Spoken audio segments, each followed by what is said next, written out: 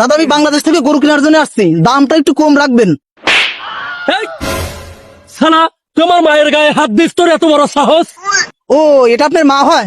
অবশ্যই আমার মা হয়। আমার মায়ের গায়ে তুই হাত দিস, তোর এত বড় সাহস? বাবা বাবা, মায়ের গায়ে হাত দেয় কোন শালা?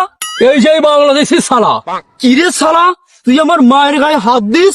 ও আল্লাহ, এটা দেখতেছি বাপেরও মা সাওয়ালেরও মা। এই যে বাংলাদেশি শালা, উল্টা পাল্টা কথা বললে মাকে তোর কাছে বেচবই না শালা। ও তাহলে একটা কাম কর, তোর মার বেচা লাগবে না, তোর বাপের বেচ। কি রে শালা, বাপের বেচবে মানে?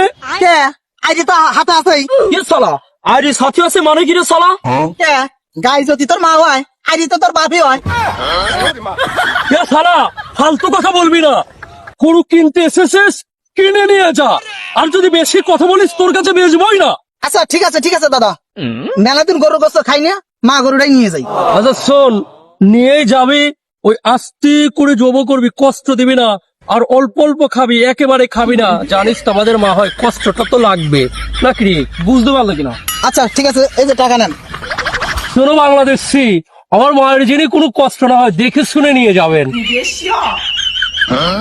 সালারের মা হয়, আবার মার বেশি খায়।